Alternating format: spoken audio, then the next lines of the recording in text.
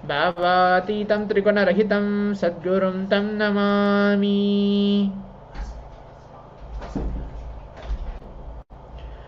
Nithyananda, I welcome each one of you, all the Paramashivoham Level 2 participants, and welcome back for today's session. Now, we'll be entering into the Paramashivoham Level 2, the next part of the session. As in the previous session, we learned on the very topic of vasanas, samskaras, and karma.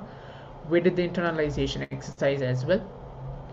And then now, we're going to learn on the 3 types of karmas. And yes, we already covered the 3 types of karmas. And now let's move on learning about agamya karma.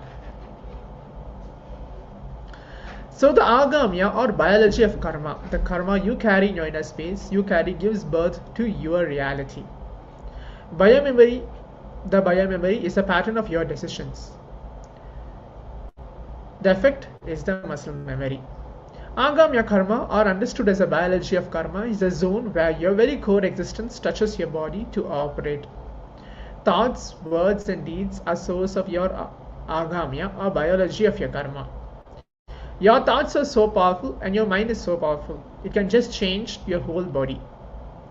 For example, just think of one thought that creates disturbances in you. Or just think of your enemy. Or think of a person who took money from you and is not giving it back. Or a person who gave you money and asking it for it. Immediately you will see that the whole chemistry is changing. Your blood is boiling, your BP is raising, your heartbeat is raising, and your pulse rate is increasing. Just one thought can change your whole system. A single thought can change your whole chemistry. Unclenching will melt all the karma's toxins in your bhaya memory. You will have the most purest body and mind if you are unclenching as your fuel. When we change the gears while driving a car, whether we change from first to second or second to third or any gear for that matter, we have to pass through every time. We have to completely depress the clutch or unclutch, move through neutral, and only then we can go to the next gear. In the same way, we experience neutral space between any 2 thoughts in our mind. That neutral space, that silence that exists between the 2 thoughts is what I call peace and bliss.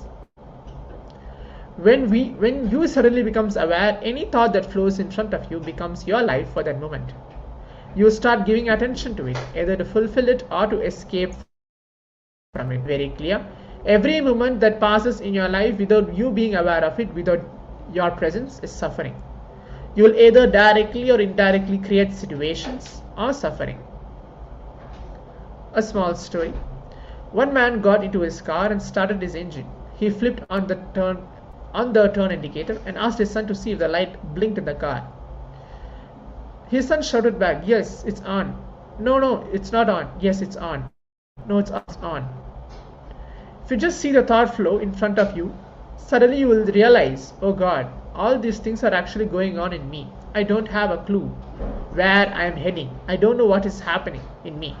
You are not aware, but constantly you believe you are aware. That is the first illusion. If you become aware continuously, you open up to reality for the first time. There is no linear connection between one thought that we have and another thought that we have. The only relationship between thoughts is that they come from the same source, but we constantly connect one thought and the next thought in a linear manner. Just as bubbles in a fish tank rise from the bottom, our thoughts also rise in the same manner. When one bubble comes and reaches the surface of the water, the next bubble starts and the third bubble starts. Because the bubbles are rising at the high speed, they look like a continuous stream. Actually, there is always a gap between 2 bubbles.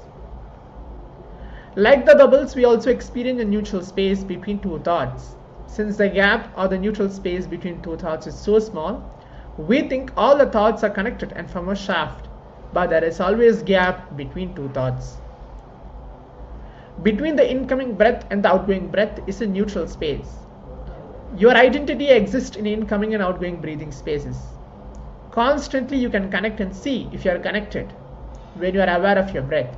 But in the gap of the neutral space, your identity does not exist. So now let's take a moment. We're going to listen from the supreme point of Hinduism, and then we're going to actually do an internalization, very powerful internalization exercise, where Swamiji is telling, between the incoming breath and the outgoing breath, we are in that very neutral space. And we're going to enter into the technique to unclench yourself, where we're going to close our eyes, sit straight. For the first few moments, inhale and exhale as deeply as possible. Slowly start witnessing only the incoming breath. Do not bother about the outgoing breath or the neutral space. Just witness the incoming breath first. Be the witness, be aware of the incoming breath. And then slowly witness only the outgoing breath. Forget about the incoming breath or the neutral space. Just witness and be aware of the outgoing breath only. So we're going to do this as there will be multiple steps of the internalization exercise as well. But before that, let's take a moment and sit, have a book and pen ready with you for each of the participants, and we're going to write down all the powerful cognitions that we are understanding.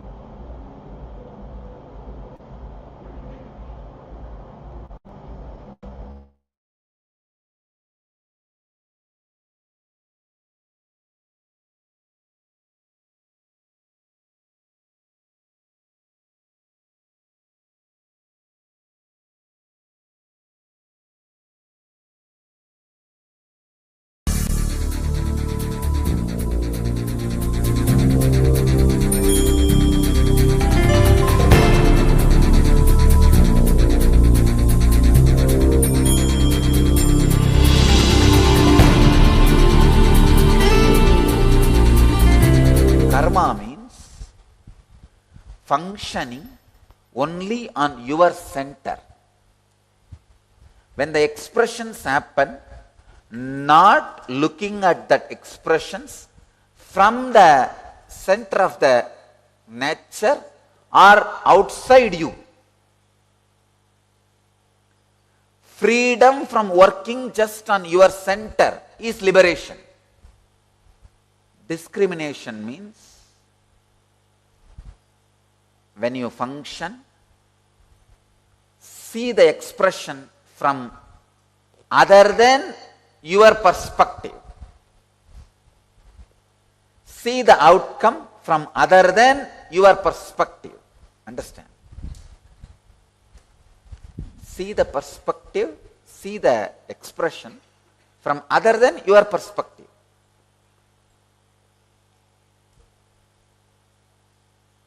Discrimination is not just a path for wealth or excellence. It's a straight path for very enlightenment itself. See, when you constantly discriminate and retain yourself in awareness, even every day-to-day life becomes more juicy. It will not just be newsy. Understand, when your life is not juicy, you always wait for make it as newsy. Why do people sit 24 hours on the channels which are spreading so much of lies and rumors, scandals? Because their own life is not juicy. They just want to make it juicy by newsy.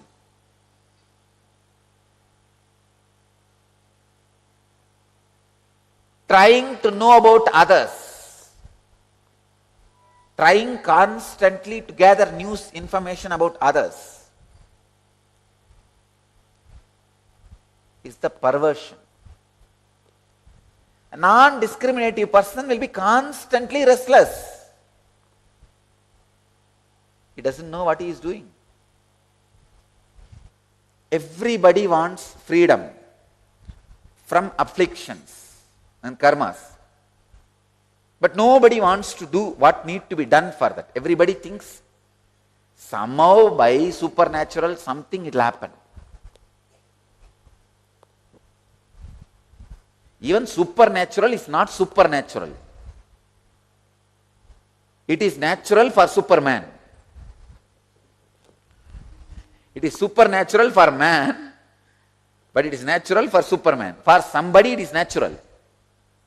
So if you want to have supernatural in your life, you need to enter into the Superman state so that it becomes natural. Don't wait for life to happen to you. You make the life happen. If you are just waiting for the life to happen, it's never going to happen.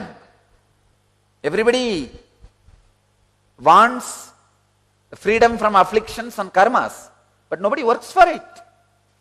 Everything, even what you think as supernatural, happens only by a proper natural formula. Till you discover what is happening behind the screen, behind the scene, you think it is supernatural.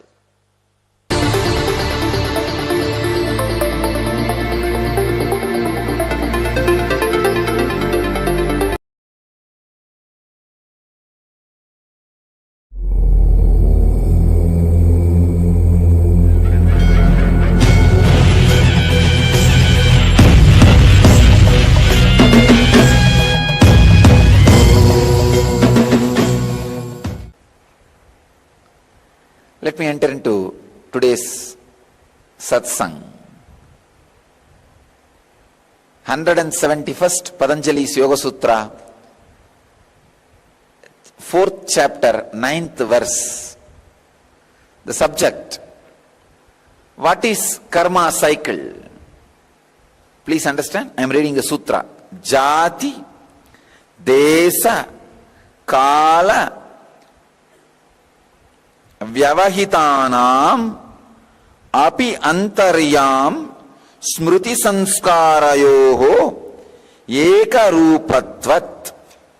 Swami Sachidananda translates as, although desires are separated from their fulfillments by class, space and time, they have an uninterrupted relationship because the impressions of desires and memories of them are identical. Swami Prabhavananda translates as, because of our memory of past tendencies, the chain of cause and effect is not broken by the change of space or time. Swami Sachidananda translates as, although desires are separated from their fulfillments by class, space and time, they have an uninterrupted relationship because the impressions of desires and memories of them are identical. Bhagavan Osho translates as, because memories and impressions retain the same form, the relationship of cause and effect continues even though separated by class, locality and time. I can say another one big breakthrough Patanjali gives through this sutra. Let me give you the basic understanding, then I lead you to step by step each sacred secret on this sutra. First thing you need to understand through this sutra is memory and the experience you go through during the actual action. For example, you eating certain sweet, or you sitting and visualizing that you are eating certain sweet, both are creating same equivalent effect on your system. First truth. Please understand. There are hundreds of scientific studies now proving this truth. This truth does not need to be believed as a religious concept. No. It is a scientifically proved fact, truth.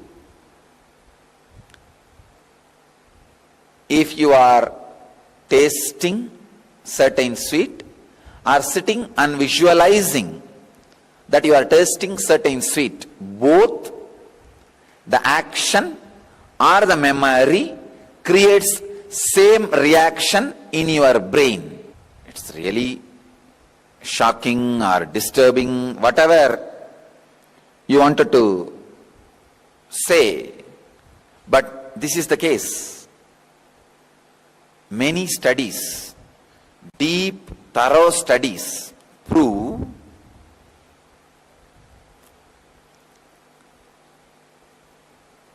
the action and the impression creates the same reaction in your brain. It's a very important understanding. Because many times we consider the remembrance, memory, fantasizing, visualization as small thing, simple thing. It is not. It is not, I tell you. The second simple plain understanding you need to get from this sutra is whether you are in this body or in this form, or your body is going to change, or you are going to keep your body in a different place, in different time. The cause and effect, the action and impression, this connection is going to continue till you break that. Please understand. For example, you feel suffocated in certain atmosphere with certain people at certain time. Patanjali says, time, place, even the very species, please understand, very species, even if these three changes, I'll give you an example. For example, you feel suffocated in your relationship, marriage or family. So you try to change the time. You decide in the future you will not be with those people. But the habit of responding in certain way to certain situations and creating certain situations constantly in your life is going to be your lifestyle. Same way, if you change the place, oh, only in India I am creating the same disturbance for myself. Let me go to some other country. No. Samskaras come with you without having any pack and shift courier organizations. You don't need any pack and shift organization. They just follow you. And the third is a very important revelation. Even if the species changes, means when you were in the fish body, you fought with your partner fish and diverged. Even if you become pig, it is going to continue. Even if you become buffalo, that attitude is going to continue.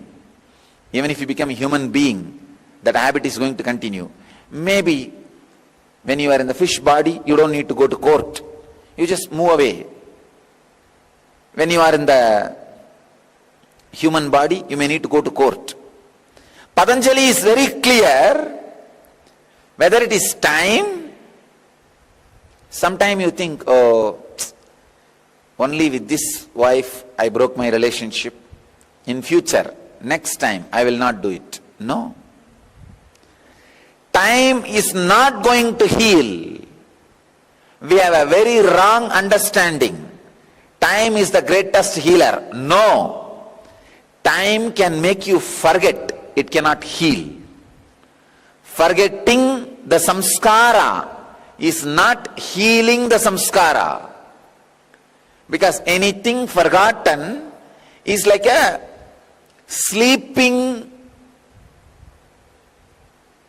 volcano. Volcano is always dangerous more than dead volcano. Because in dead volcano or alive volcano, if it is alive, you know it is alive. But if it is sleeping, you neither know it is alive nor you feel, or you at least sometime you feel it may be dead. You think it is dead. It is not. The sleeping volcano is dangerous. Same way, forgotten engram but not may take away the memory. The time You may not constantly remember that engram and suffer in guilt. That does not mean you are out of that problem. Time does not heal. Second, space, place does not heal. Understand? Many people ask me, what is this, Swamiji? In Hindu tradition, we have so many gods, goddesses who are fighting with each other, who go through so many difficult problems, all kinds of disturbances. It's very bad. I tell you, please understand, the Hindu tradition very clearly says, till the ultimate enlightenment, even the Indra, why Indra, including Brahma, comes back again and again, takes more and more births. Understand this. Changing time, changing space does not heal. For example, if you are in an ordinary world, in this world, you are fighting for your alcohol and women. If you go to Swarga, Indraloka, because of some good deeds you did, again there also you will be fighting for Somarasa and Ramba, that's all. The fighting is not going to change. In those days, in India, people used to sit on the floor, have a leaf and eat with the hand. Now, they sit on the dining table, have a plate, eat in spoon. These outer things have changed, but they have to eat only with mouth. That cannot be changed. Same way, in this sloka, he may be fighting for women and alcohol. If he does some good act, he may go to little higher lokas, like Indra Loka, Chandra Loka. But there also, he will be fighting for Somarasa and Ramba. The fighting does not change. That is why I am telling you, till you unclutch and get into that ultimate state of enlightenment, samadhi, you can't rest in peace. You can't feel you achieved something. Through the sutra, Patanjali wants all of us, don't just feel complete or satisfied. Some Indraloka, Chandraloka and all. The ultimate truth is unclutch till the last engram is. Unclutch till the last engram. Let's get into the sutra little more detailed way. Understanding of the sutra will lead to a clarification on many questions and doubts you carry. Please understand. Whether it is related to wealth or infrastructure or the knowledge, whatever you are carrying, be very clear, it is not going to be lost till you unclutch. So from this, one good side is, you don't need to be afraid. If you are a rich man in this Janma, you don't need to be afraid. Next Janma, will I become poor fellow? Will I be born as poor guy? No, don't worry. If you are rich now, you are going to be rich next Janma also. You may think, no, I have done many sins. I swindled many persons' wealth. So maybe as a punishment, I will be born as a poor fellow next time. No. You will be born as a rich person, and all the tortures and sufferings, punishment related to rich man, you will go through. Understand? So one good side is, you will not be losing many things which you are having. Good things. One bad side is, the same mental setup with which you are suffering now, you are going to be suffering then also. Only if you go through this again and again and again and tired, bored, oh God, how many times the same fight? How many times the same tiredness? Very beautiful description from one of the great Siddha, Pulippani, in his poems. I am just sitting and going through some of the Pulippani's writings. If you have read my biography, you know that I am fortunate to take birth in the same family of Pulippani, one of the great enlightened master.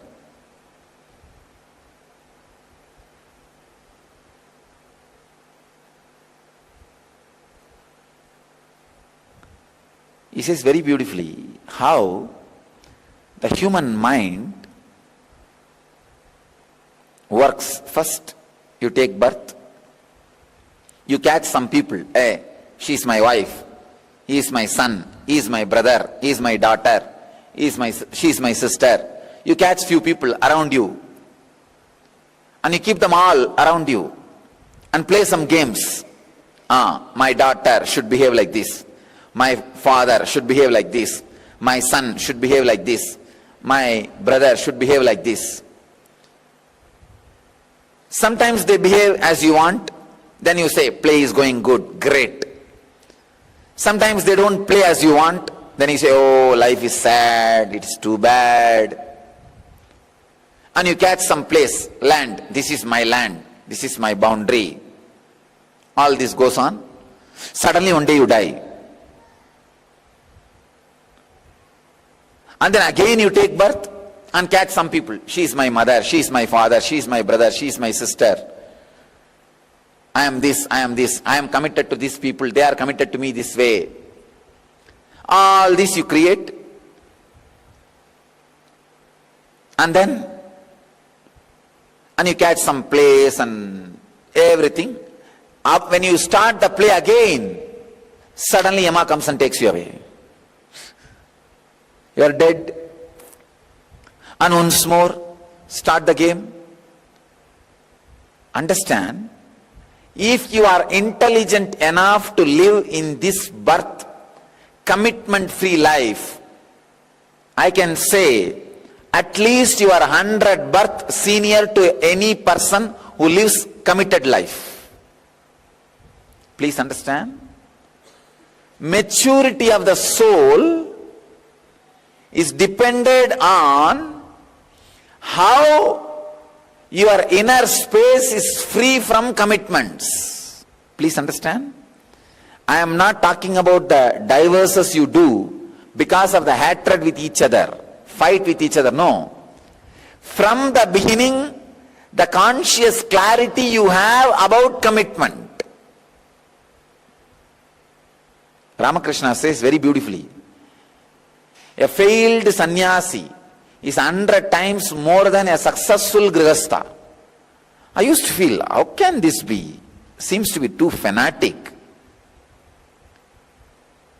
But nothing can be done. Ramakrishna is not even a sannyasi, he is a grihastha. He lived a very beautiful, amazing, committed life with Sharada Devi. You will be surprised, a pujari who receives 7 rupee salary has made 300 sovereign jewelry for the wife. Please understand, 300 sovereign, not 300 gram. 300 sovereign jewelry. His whole monthly salary is only 7 rupee. And he doesn't even touch that. But he made 300 sovereign jewelry. Still it is there. If you go to Belur Math, you can see in display the big bangles. And not only that, it is not that the money was there in a corner. He told some relative, please go and buy jewelry for Sharada Devi. Or he told Sharada Devi, you buy jewelry and wear. No. He will call the goldsmith and he will give the design. The bangle Sharada Devi is wearing, the goldsmith was asking, this design, I am a 50-year experienced goldsmith, I have never seen this design anywhere in market. How did you design this? Ramakrishna says, no, when I saw Sita Devi in darshan, she was wearing this bangle. When I saw her in the darshan, she was wearing this. So there is a record with a coal piece, the village charcoal piece, he has drawn and made the blacksmith and goldsmith understand and told, make like this. So each jewelry she was wearing, he designed personally. You can't say he's a sannyasi, he lived a perfect grihastha life.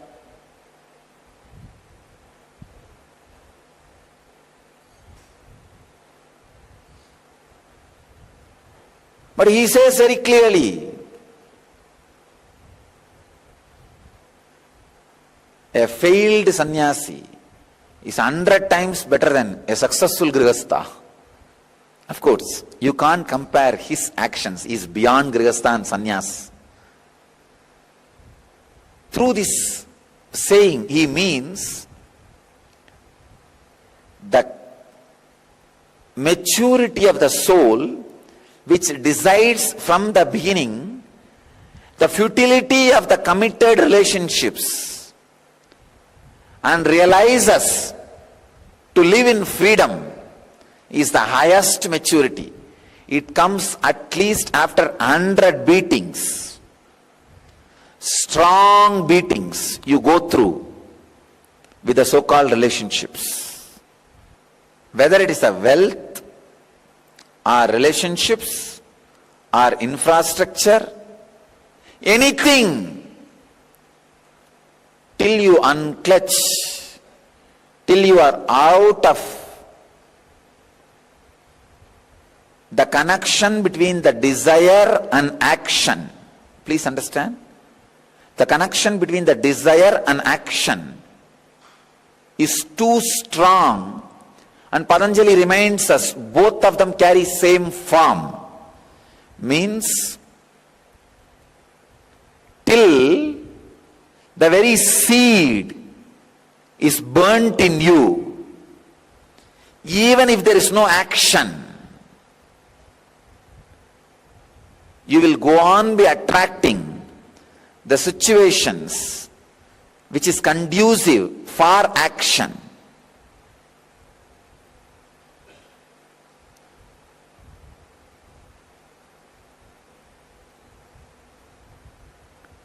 Situations conducive for action is nothing but delayed action. See, when the situation is too conducive for certain action, simply the action will happen. That is why I am creating a situation conducive for enlightenment. I tell you, nothing else is required. Just somehow manage to be inside. With all the process, simply the action will happen. You see, when there is a conducive action, conducive situation for every day morning, 5 o'clock Suprabhatam goes on, and the Akada is waiting, all your colleagues and teammates are doing, then the Vaidya Sarori is waiting, and Rajya Sabha is waiting, and I am sitting here giving all the possible opportunity for the highest understandings to happen. When there is a conducive atmosphere, simply the action happens. How long you can resist the Akada? How long you can resist Vaidya Sarovar? For 2-3 days you can cheat saying, oh, I have back pain, I have fever. After that, simply it has to happen. Same way, when I am creating an intense heat for enlightenment, how long you can say, I have this, I have that, I have that? It has to catch you. You have to catch it. Whether it is hot or cold or smelly or dirty, somehow if you manage to hold on to the train, you will reach the place. Sometimes it is windy, sometimes it is breezy, sometimes it is little suffocating. Situation, the ambience is very important. If I have to condense in one word the sacred secret from the sutra, is unclutching with perseverance.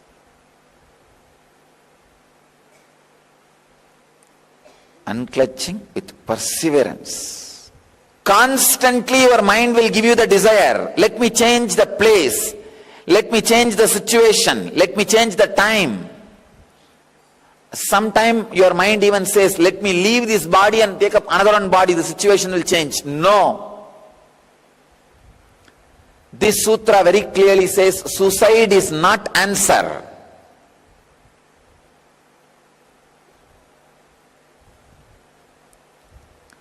Neither changing the place nor waiting the time will heal or suicide is answer for life, solution for life, way for enlightenment, way for freedom, way for liberation, way for the ultimate. Understand?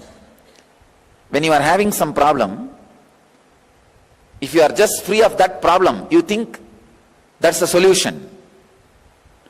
But you can never be free of any problem, any suffocation, by these three: time, place, or changing your specie.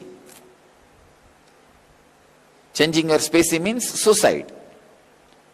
All these three is not going to free you, not going to help you. Patanjali is very clear.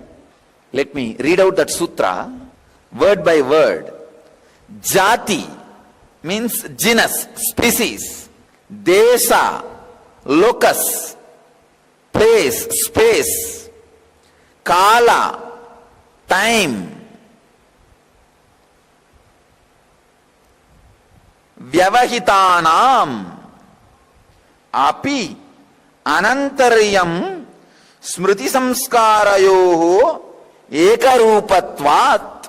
Do not try to experience freedom even from simple situations by changing place, time, situation or your body, because all these four is not going to stop the connection between your action and memory. If you want liberation from any suffocation, any suffering, the only way is unclutching with tremendous perseverance. Any problem you solve without using this unclutching tremendous perseverance is going to get back to you in much bigger scale. That's it. Nothing else. So I tell you, all solution happens by unclutching with perseverance. If I have to give my life in one line, I can say tremendous perseverance. Whether I was trying to mend my body, or I was trying to mend my mind, or I was trying to mend my disciple's body or when I try to mend my disciple's mind. Tremendous perseverance. Actually, I am more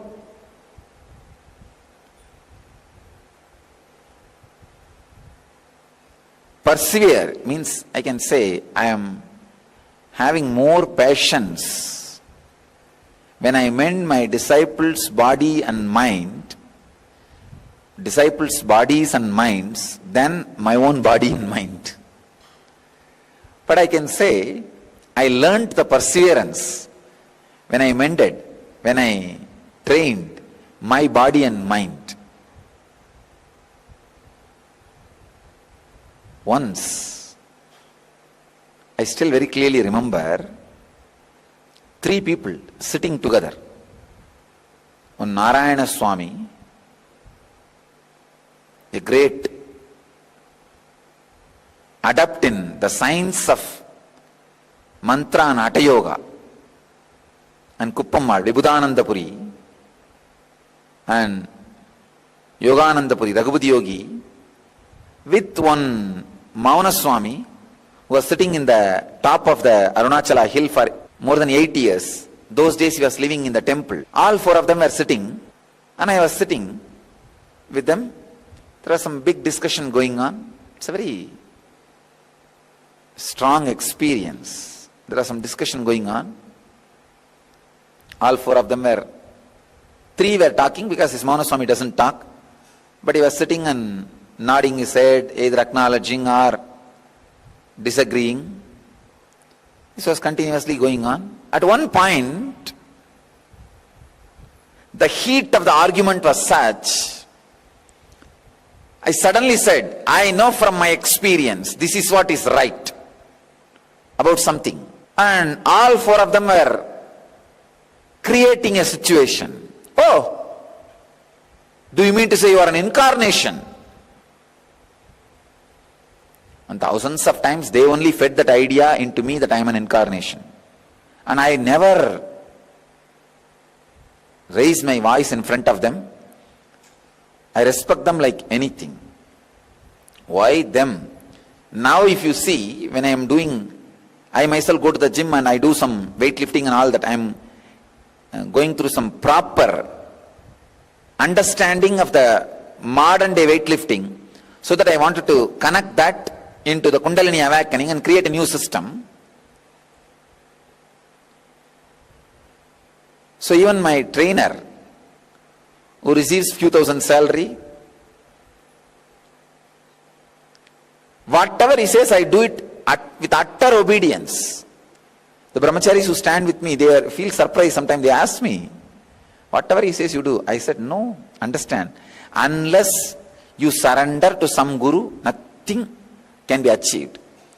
So for that 1 hour, I decide, he is my guru. Nothing can be done. Surrender. Whatever he says, do it. You can't question. If you want to learn, you can't question. When I push you guys to do either yoga or any spiritual routine, how you feel, I know, because when he pushes me. But I decide very clearly, I am surrendering. Even if I miss sometime in the morning, I see that in the evening he comes and I go and complete that routine. With my body and no mind, I can say no body, no mind. When I want to do something, I decide, no. Guru, that's all. Forget about everything else. Surrender, that's the only way anything can be learnt or achieved. So even now, with an ordinary gym trainer, I do this dedicated way. Means how deeply I would have been dedicated. I never raised my voice in front of them. But suddenly that heat, I can say that 4 great souls sitting and raising the heat by some subtle discussions of the deep spiritual truths, that heat is almost like a boiled, and I broke and I said, yes, I am an incarnation. What do you guys mean? It came out such a authentic way, and I felt very clearly something has broken in me, and I am an incarnation. I am just radiating it.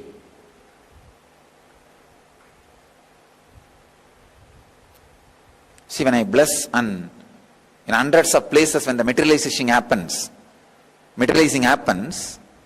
how I feel very clearly, yes, there is energy expressing, it is saying, it is happening, with a clear, unblacked flow. How I feel, the same way I felt that unblacked flow when I said that. All four of them just fell into the silence, deep silence, and they were sitting, I can say at least for half an hour. Nobody spoke. Now I still remember very clearly, after half an hour, I just settled. Now I know I am feeling like a normal man, disciple of all four of them. I still remember Raghupati Yogi broke the silence and said, but you need to live in the normal body and mind and mend. Only these passions can teach you how to train the bodies and minds of the disciples with patience.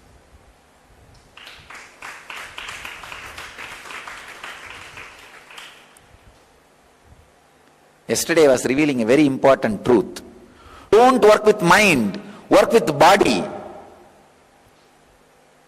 I learnt it from my experience. Don't work with mind, work with body. It may look very funny, especially the instructions I gave yesterday. It looked very funny because I said, eat as many times as you can, sleep as long as you can, and do yoga as much as you can, do pranayama as much as you can. You may think, no, I'll eat and sleep a whole 3 months and become obese. No, you can't. You don't know. If it are, and one important condition, vegetarian food and constantly thinking silence.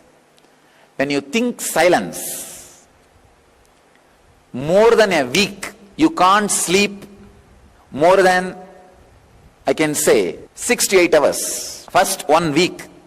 When you start thinking silence, means infusing silence into your system, you may have the hangover engrams and sleep for 10 hours, 12 hours. But within a week, your body, your system will get to the level you will not be able to sleep more than 6 hours. I tell you. The essence is unclutching with the tremendous perseverance. I'll reveal the deeper and deeper sacred secrets embedded in the sutra. Now, sit in samyama for a few minutes in the deep samadhi of unclutching, the tremendous perseverance, the deep passions desired to unclutch.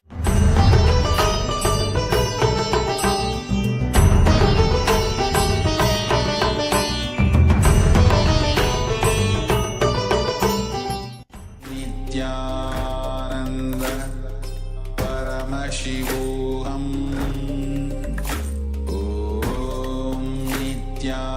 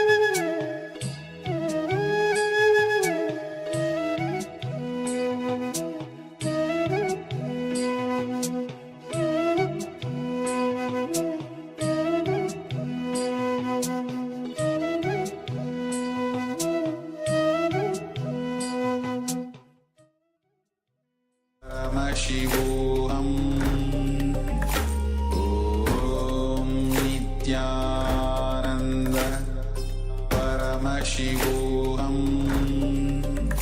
Om Nithyananda.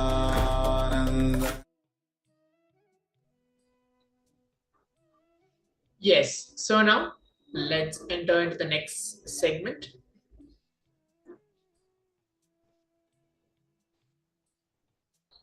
So I hope each of the participants have understood whatever we learned today on the science of Agami Karma as revealed by the Supreme Pontiff of Hinduism directly. The next is how to stop incurring karma. The idea that you have for yourself has no base, whatever you may think as you are. Here Swami is telling, did you know you are not who you think you are? It is well known to science that of the trillions of cells in our body-mind system, millions of cells die each day and millions of cells are reborn. After a few years, there isn't a single cell in our body which existed 2 years earlier. Every single entity in the body is new. This means there is no constant as I as we imagine. Yet we carry the label proudly. Did you know that all we are is a bunch of memories, root patterns collectively known as samskaras. All our root patterns define us. Our root patterns rules us and makes decisions for us. That is what this I is all about. You can happily continue your normal life but drop your attachments, fantasies, speculations, greed and fear about the past or the future. So you need not renounce what you already have. All you need to do is achieve the space of completion, is to renounce what you do not have. We complete with our root thought patterns and give up our possessions and attachments to possessions. We feel liberated. Bhagavan Krishna says that one who is not concerned about the fruits of his actions has truly renounced. Attachment to action and to the results of actions creates more desires. Even when an action has been completed and the expected results are achieved, as long as one is attached to that action and its results, another desire crops up. Even when one desire is fulfilled, another unfulfilled desire rises. This is a constant, consistent sequence of incompletions. This is what is karma. Karma but unfulfilled incomplete desires. As long as we have attachment to the actions as doer, which in turn creates an expectation of reward or punishment, we are caught in the cycle of karma and samsara. Bhagavan Krishna listed 5 factors from Sankhya Yoga philosophy responsible for our activities. These are: the first one, the body-mind system; the second, the operator of the body-mind system, that is the individual; the third is the senses; fourth, different efforts causing the activities; and finally, the ultimate power of the divine. All activities, whether it's right or wrong, good or bad, are caused by these 5 factors. If, however, the individual considers himself to be a doer, his body and his mind is not completely aware. Krishna concludes that while philosophical discussion mentions 5 players in activities, the ultimate controller is the divine. We are immersed in our body-mind-spirit system and caught in our sensory perceptions and believe that we are the power behind all that we do. Whatever you may understand as yourself, your body, mind, spirit system is totally for many things, and individually each is responsible for something. In spite of this, you think that you are responsible for the whole thing. That is where the trouble starts. Bhagavan Krishna gives the technology for the deeper levels of surrender. There are 3 levels of surrender. The first is an intellectual surrender. This means you accept that the Guru's intellect is sharper than your intellect. His intellect is of a higher order than yours. This is the intellectual surrender. Next is an emotional surrender. This is trusting that the Guru's guidance on the emotional plane is more intelligent than your emotions. The third is surrendering the senses of your cognition or the root of your cognition itself. Deeper level of surrender. This is the level of the senses. The surrender of these senses means that your senses listen to what he says. Let me tell a story. Once a disciple asked his guru, "Why should I surrender?" The guru asked, "How do you know whatever you think you know about yourself?" The disciple replied, "I know myself through my senses." The guru asked, "Who do you think as you according to your senses. The disciple said, as far as I know, I am the body and mind. His guru responded, you are divine, not just the body and mind. The guru said, only when you surrender your senses will you realize the truth of what I am saying. The moment you trust me more than your senses, you experience that you are divine. You then understand the meaning of Tattvamasi. Literally mean you are that, means you are divine. The Guru again and again tries to show that you are divine. The Guru stands for the idea that you are the infinite. He shows you various dimensions of your inner self that you have not explored or experienced. He shows you so many dimensions of your being. The Guru stands for your multidimensional being. He tries to show that it is possible. He shows that if it is possible for him, it is possible for you also. But as long as you believe your senses, you think that you are the body and mind. When you trust the Guru more than your senses, you understand that the Guru's words are the truth and not your senses. Two voices are speaking from two different levels. One on the one hand, your senses tell that you are the body and mind. On the other hand, the Guru tells that you are the divine. You are the divine and you have many dimensions to your being. In the inner world, the first and the last tool you need to complete is surrender. You can experience Krishna's consciousness not just by surrendering the intellect and emotions, but also by surrendering the root of the intellect and emotions, that is the senses. A beautiful verse in Tamil says, when you give your eye and mind to existence, which is Parashakti, or existence gives her eye and mind to you, both bank accounts merge and become one. Manikavasagar, the great enlightened Guru, sings a beautiful Tamil song to Paramashiva. He says, I gave myself to you and receive you in return. Who benefited most from this bargain? Who is more intelligent? Is it Shankara? In surrender, you have nothing to lose and everything to gain. Surrendering does not mean giving up everything. It does not mean giving up your property. Keep everything. However, take care that you do not internalize them. Do not judge yourself based on your properties. Do not judge yourself based on your bank balance. Do not judge yourself based on your relationships. Do not judge yourself based on name and fame. Do not judge yourself based on your friends. You are greater than all these things put together. As long as you judge yourself based on these things, you internalize these into your being. These becomes the central points in your life.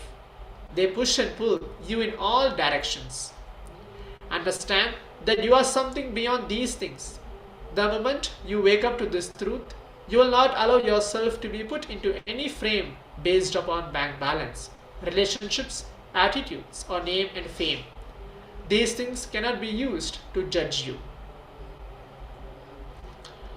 So now, what are we going to do is, again, we are going to be listening from the Supreme Point of Hinduism, and as well, we're going to have a very powerful internalization exercise where within yourself you're going to be aware and be complete that you are something greater than anything you possibly that you can possess.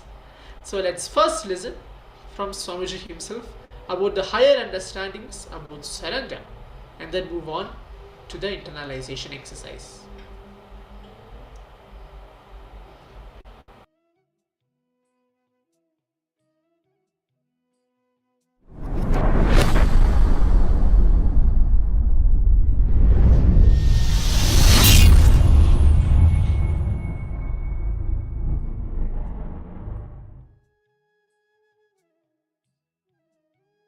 Let Paramashiva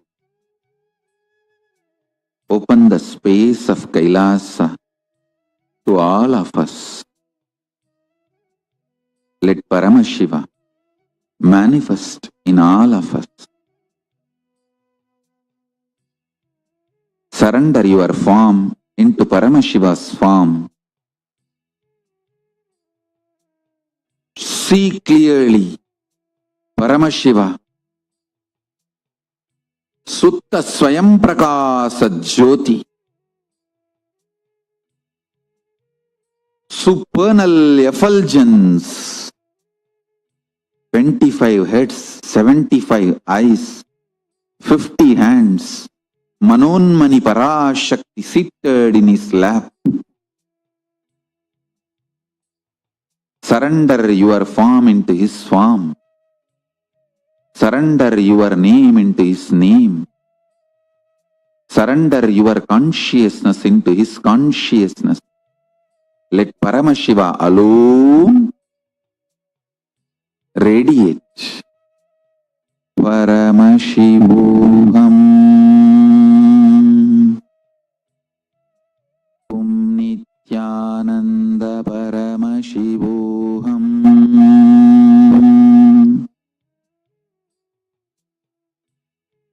Shiva Shrunuta Brahmana Sarve Guhyat Guhyataram Param Asti Meror Utak Bhage Maha Kailasa Parvataha Sambasya Sagunastyayam Sabaktasyendu Maulinaha Samvase Yojananam Cha Vimshat Kodibir Ayataha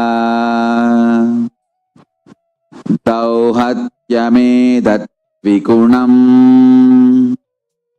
Asyanyeyam Dvijottamaha Navaratnamayam tasya Madhye Shikaramuttamam Tatralayam Maheshasya Nanaratna Vichitritam Prakarakko Burattala Valayibir Virajitam Tata Simhasane Tatra Mahan Sambhus Sadashivaha Prapulla Kamalollasa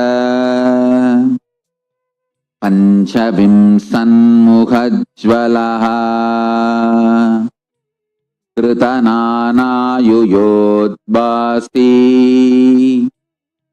Panchashatkaramanditaha Prabulla Raktambujatta Srinabhyam Shriyuga Pajvalaha Vichitraratnakachitaha Ushanair Abhibhushitaha Anega Kodi Suryapaha Paramananda Vigraha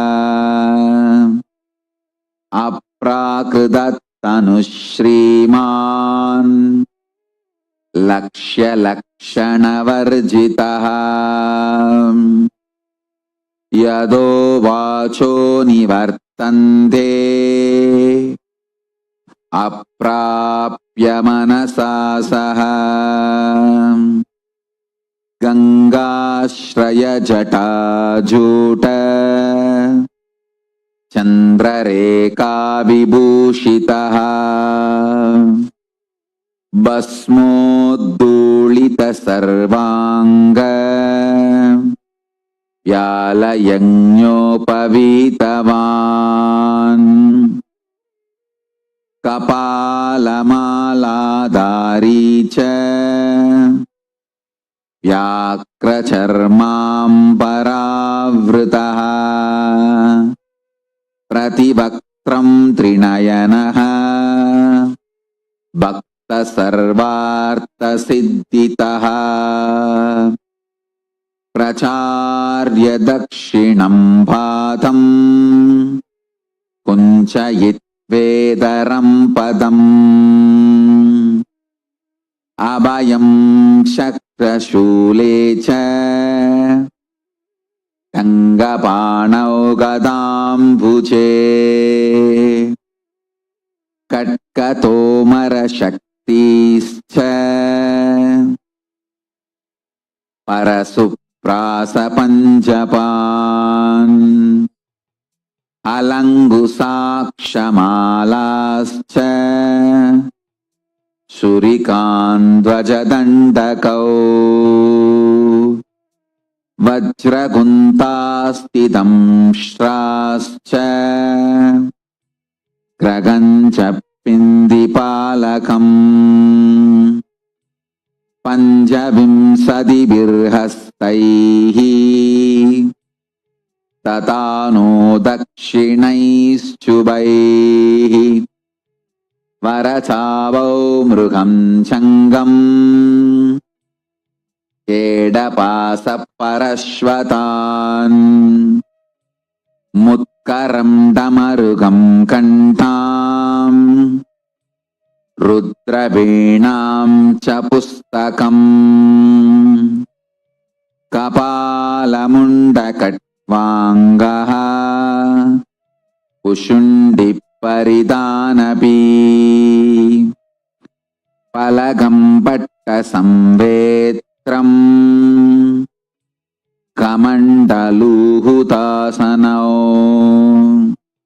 Kartarim musalam pitcham Vipratvamaystatakaraih Mahan sadashivasyoyam Rajate tatra parvataha.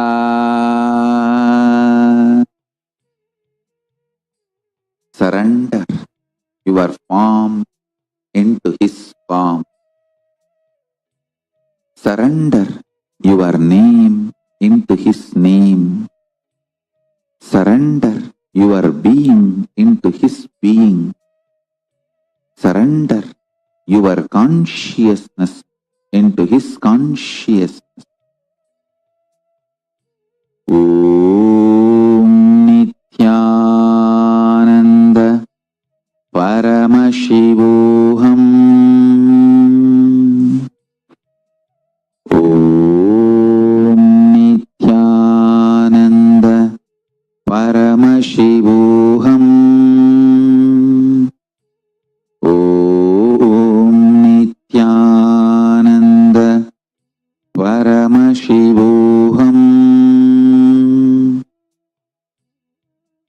Let Srishti Srishti, Sthiti Srishti, Samhara Srishti, Prabhava Srishti, Anugraha Srishti,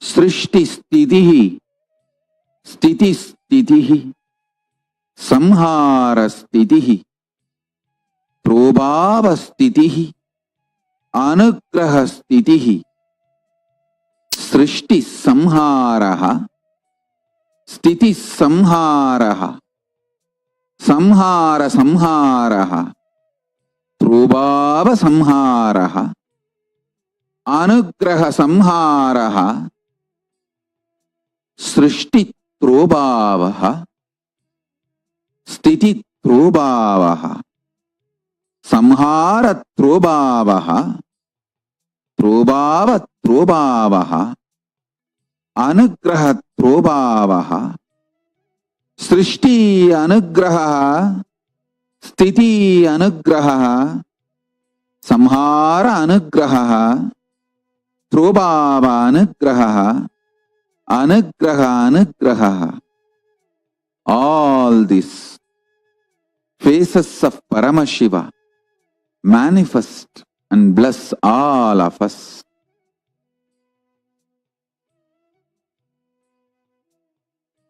Paramashivoham. Om Nithyananda Paramashivoham. Om Nithyananda Paramashivoham. Om Nithyananda Paramashivoham.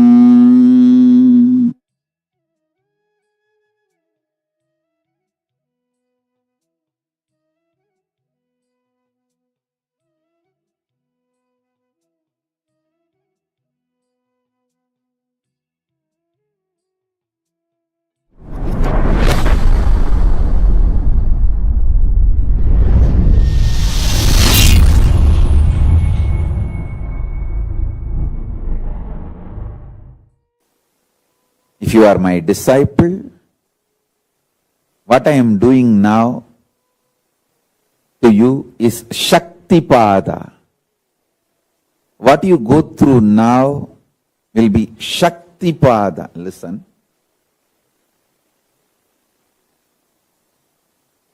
Every time when I surrendered to my Guru, I felt my surrender to my Guru empowered me, not him. He did not get empowered, or he did not get any power over me. I got empowered. Actually, I got the power over him. And I got empowered. When I became his puppet, I became the most powerful Parameshwara. I did not lose anything. I only gained everything. I tell you, when I started realizing this, my surrender became intense. My surrender became intense.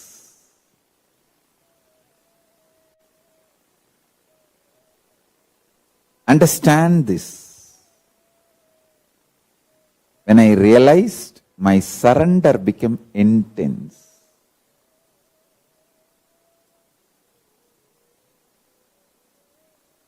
If you feel your surrender empowers your Guru, you are stupid, foolish, brainwashed by the communist Naxal ideas.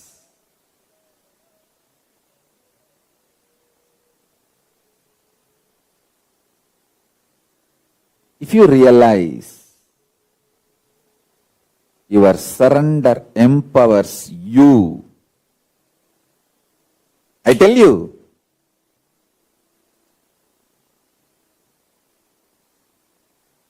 if you realize your surrender empowers you,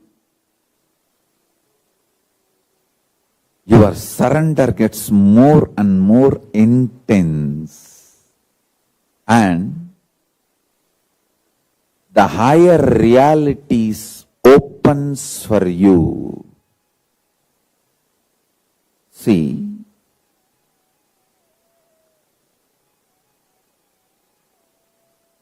when you melt down just by listening to me, just now,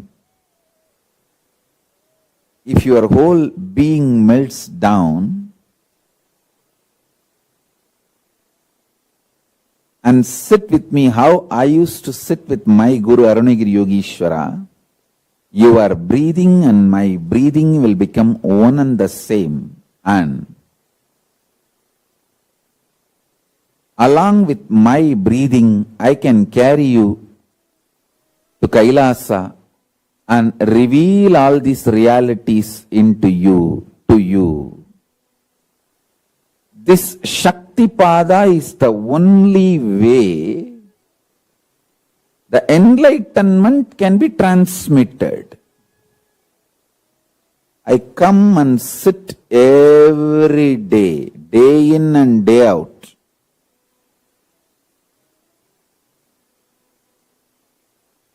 We have video record for last 20 years.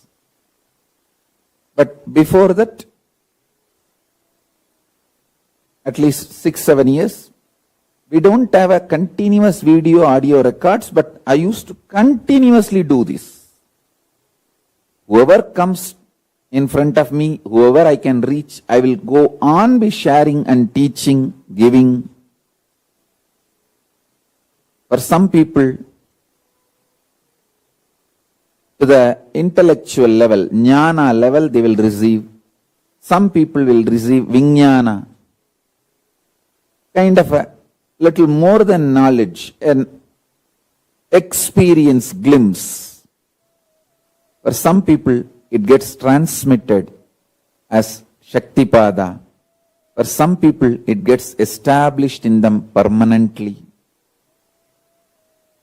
So listen, you can choose any way you want. You can choose any way you want.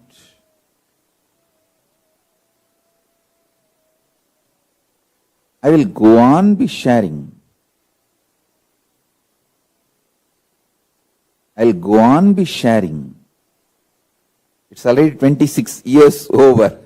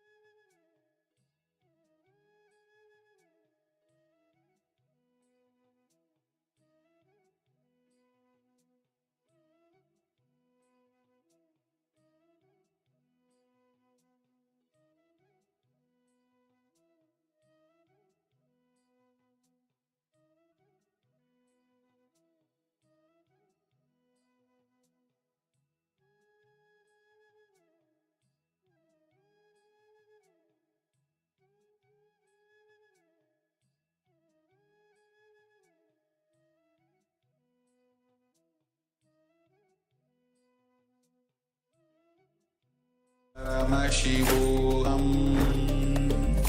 Om Nithyananda.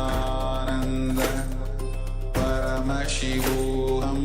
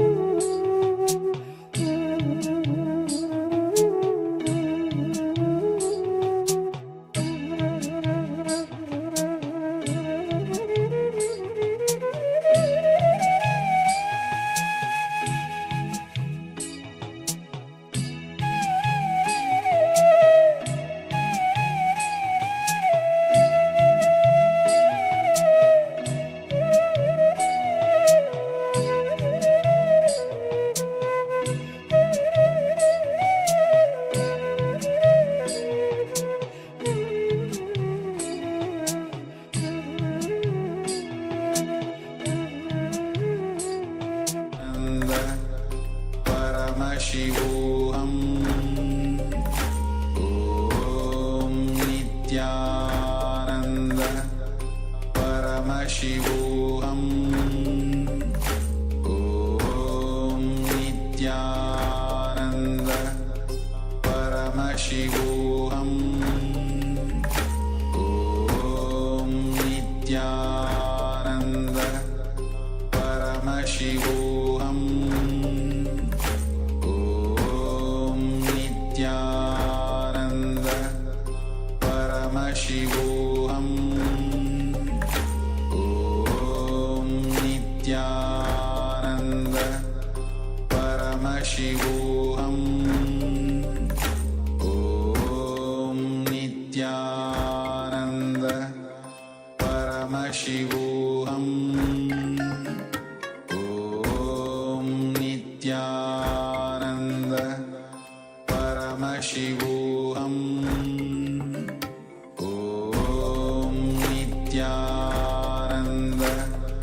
Paramashivoham. Om Nithyananda. Paramashivoham. Om Nithyananda. Paramashivoham. Rambam Nithyanandeshwari Madhyamam Asmadacharya Paryantam Vande Guru Paramparam. I'll continue to expand on the 18th verse of Isavasya Upanishad.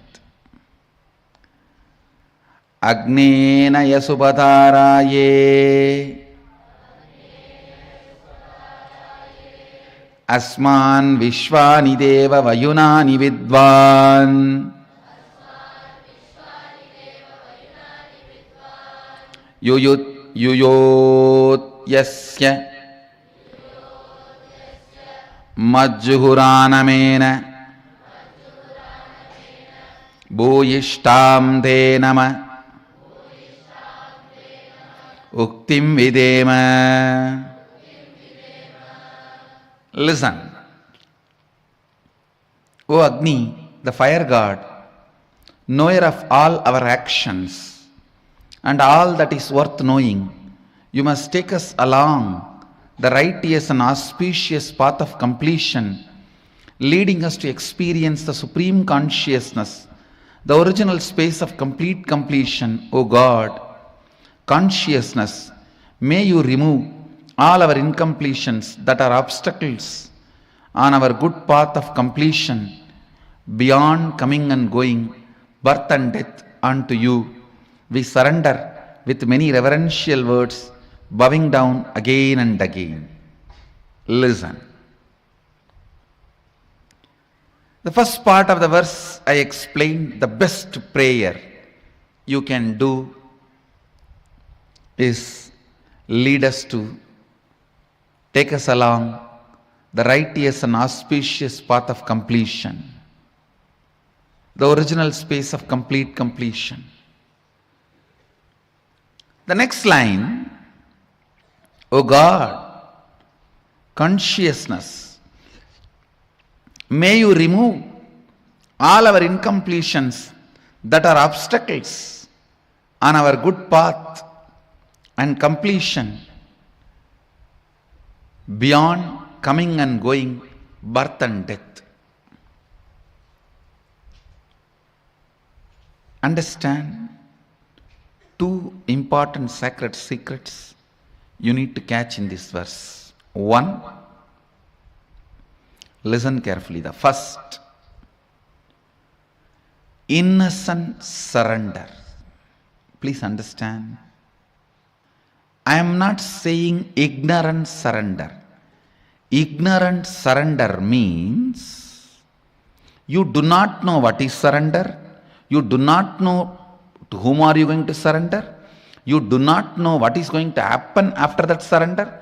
You do not know what is going to happen if you don't surrender. You do not know the original concept of surrender. Just trying to throw away your responsibility in the name of surrender is ignorant surrender. Innocent surrender means You know everything and you don't have insecurity inside about going through this path, that is innocent surrender. Understand the difference between these two. I'll explain.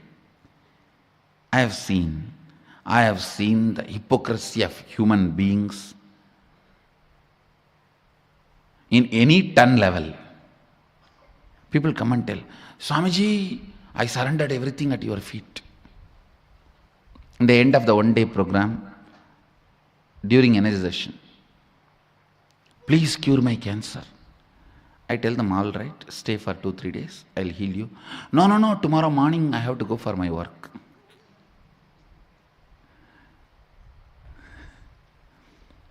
See the stupidity.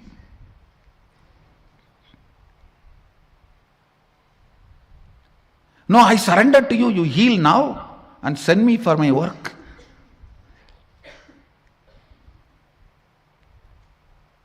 Extreme hypocrisy.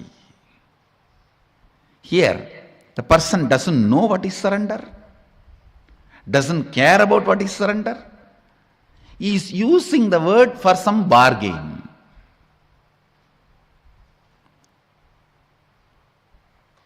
Innocent surrender means you have a thorough idea what is surrender, to whom are you surrendering, what will happen after that, what will happen if you don't, what is the right context, everything. You know the whole thing and you do not have the fear of transformation it is going to bring inside you. Understand? You do not have the fear, the transformation it is going to bring inside you. What is exactly you are afraid? With surrender, suddenly your own taste about life may change, which you are afraid of. Oh God, I may suddenly start liking something else. Then what will happen to all the things for which I worked for 10 years? What will happen to that house which I brought designing, which I built designing every room? What will happen to the car which I bought enjoying the mirror, side mirror, front mirror, clock, these, that, so many things? What will happen to all that? Suddenly my desires may change, my fears may change, my thinking may change. Understand? When you mature, your desires do mature. If you decide your desires should not get matured, you stop your maturity. You stop your maturity. Maturity of the desires and fears is what I call renunciation. Renunciation is not denunciation. Understand? In Hindu tradition, Vairagya is not aragya. Viraga is not araga. Renunciation is not denunciation. Maturity getting added to your desires and fears. Understand? You might have heard thousands of conspiracy theories. I give you the worst conspiracy done against the humanity is creating a fear in people about the possibility of their desires getting matured. Understand? There is a worm sitting inside that small shell. And if you frighten that worm, hey, if you become butterfly, how will you eat? Here at least your food is guaranteed. Inside the shell itself you have a food and nobody can attack you. If you become butterfly, how will you save yourself? What will you eat? I tell you, trying to suppress human beings without letting them taste off the grid life, is the greatest conspiracy. I tell you, all the best things India has, Sanatana Hindu Dharma has, is by the rebels who learned to live off the grid when they were young. When you are young, learn to live off the grid. The powerfulness that brings inside you. After that, even if you are hooked to the grid, grid will be at your feet, not you will be at the feet of the grid. After that, nothing can bind you. I am glorifying all this by wearing them, not getting glorified by all this by wearing them.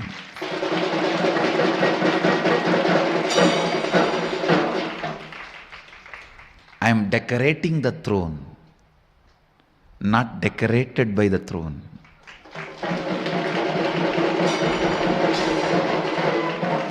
I just want to make a statement to the world. All these traditions of Hinduism need to be revived, relived, enjoyed, cherished, spread, enriched. Because this tradition taught me to live off the grid.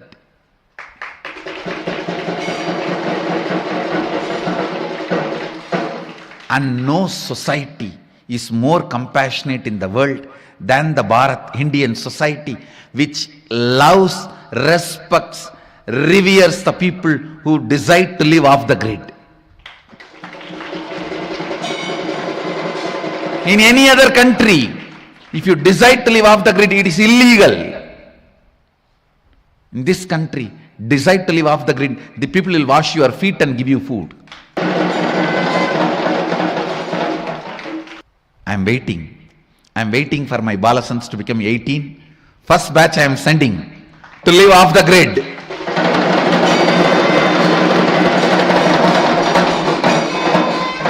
That is going to be the grand finale for my Balasans.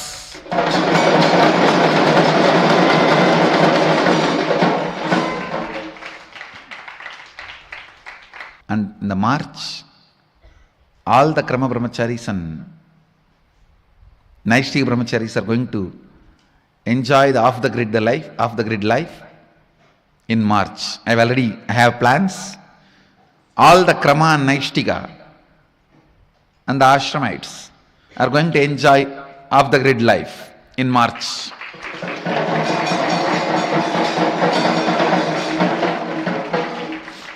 Now I tell you, fear of your desires getting matured will stop you getting matured.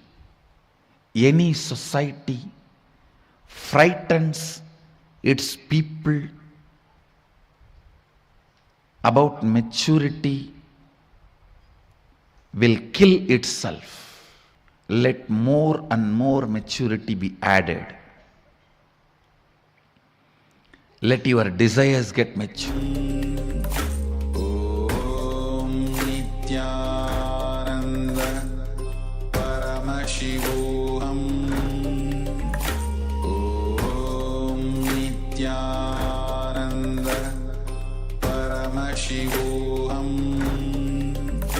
Om Nithyananda Paramashivoham.